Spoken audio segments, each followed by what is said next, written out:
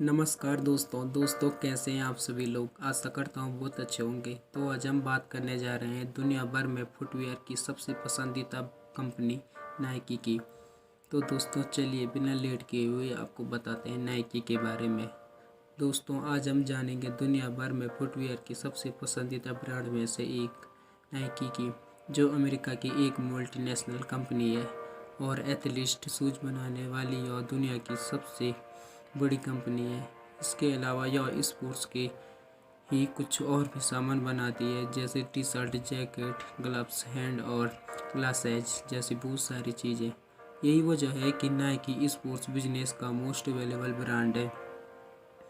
दोस्तों शायद बहुत ही कम लोगों को पता होगा कि नाइकी कंपनी की शुरुआत ब्लू रिबन स्पोर्ट्स नामक के साथ हुई थी और इसके जूते को सबसे पहले कार की डिग्गी से बेचना शुरू किया गया था। तो चलिए दोस्तों नाइकी के इस दिलचस्प कहानी को हम शुरू से जानते हैं। दोस्तों बिजनेस की शुरुआत होती है 1962 से, जब स्टैनफोर्ड यूनिवर्सिटी से एमबीए कर रहे थे। फिल नाइट्स ने इस बिजनेस के बारे में सोचा। दरअसल फिल जब एमबीए कर ही रहे थे तो उनके स्मॉल बिजनेस और मार्केटिंग प्लान के बारे में लिखने का असाइनमेंट दिया गया। फिल को स्पोर्ट्स और रनिंग काफ़ी पसंद थी और इसीलिए उन्होंने जूतों के बिजनेस के बारे में लिखा। और यही असाइनमेंट करते हुए उनके दिमाग में सस्ता, मजबूत और बेहतरीन क्वालिटी के जूते बनाने का आइडिया आया। इस आइडिया को साकार करने के लिए पढ़ाई करने के बाद वे जापान पहुंच गए, जहां उन्होंने टाइगर के सस्ते अच्छे क्वालिटी के जूते देखे, जिसे ओनित्सुका नामक कंपनी बनाती थी। फिर ओनित्सुका कंपनी के मालिक से मिले और यह बताकर टाइगर ब्रांड के जूते बेचने का राइट्स ले लिया कि वे ब्लू रिबन स्पोर्ट्स कंपनी के मालिक हैं। दोस्तों ब्लू रिबन स्पोर्ट्स कंपनी दरअसल अभी तक फिल के केवल दिमाग में थी, न कि असल में वो कोई कंपनी। जब फिल को टाइगर शूज के सैंपल दिए गए थे तो उसको बेचने के लिए वे सबसे पहले बिल बोरमन के पास आए, जो कि ग्रेजुएशन के दौरान उनके स्पोर्ट्स कोच रह चुके थे।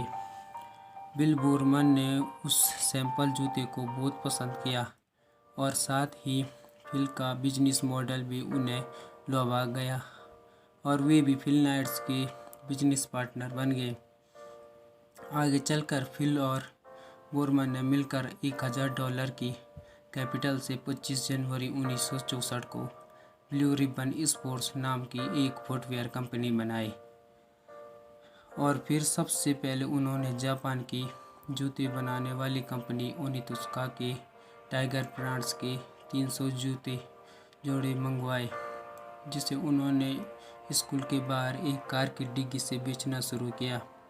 अपने पहले साल में उन्होंने कुल 1300 जोड़े जूते बेचे, जिससे उन्हें करीब $8000 की कमाई हुई और यह कमाई अगले साल बढ़कर $2000 तक पहुंच गई।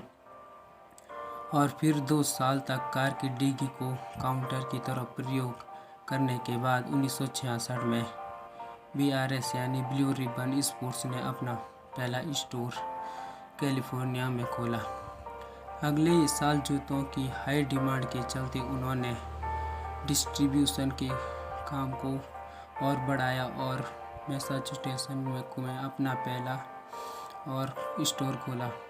आखिरकार 1971 तक ब्लू रिबन और टाइगर ब्रांड्स के बीच का कॉन्ट्रैक्ट खत्म हो गया और तब तक ब्लू रिबन स्पोर्ट्स ने अपने खुद के ब्रांड्स का फुटवियर बनाने का फैसला किया।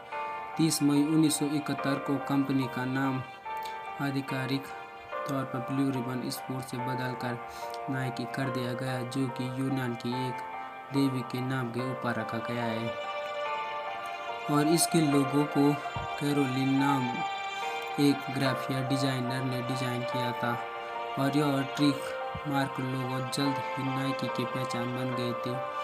1980 के आसपास नाइकी ने फुटवियर के अलावा भी क्लोथिंग और ट्रैक सूट जैसे कई आइटम अपने बिजनेस में ऐड कर दिए, जो कि अमेरिकन थॉट के लिए फैशन का दूसरा नाम बन गए थे। नाइकी के कलरफुल जूते और स्नीकर्स की वहाँ के टीनेजर्स के बीच खूब डिमांड हुई और यही वजह थी कि 1980 तक नाइकी के शूज मार्केट में 50% हिस्से पर अपना कब्जा जमा लिया।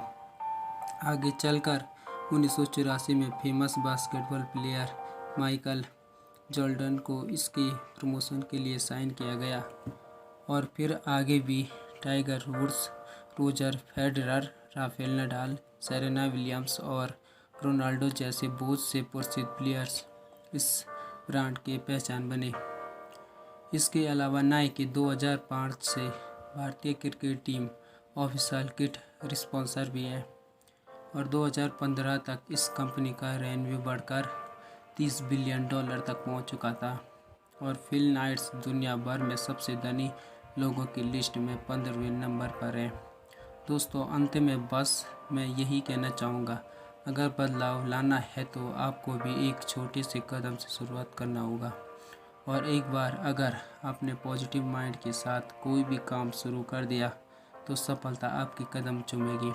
तो दोस्तों, कैसा लगा आपको हमारा यह वीडियो? अगर आपको हमारा यह वीडियो अच्छा लगा हो तो कमेंट बॉक्स में ज़रूर बताएं।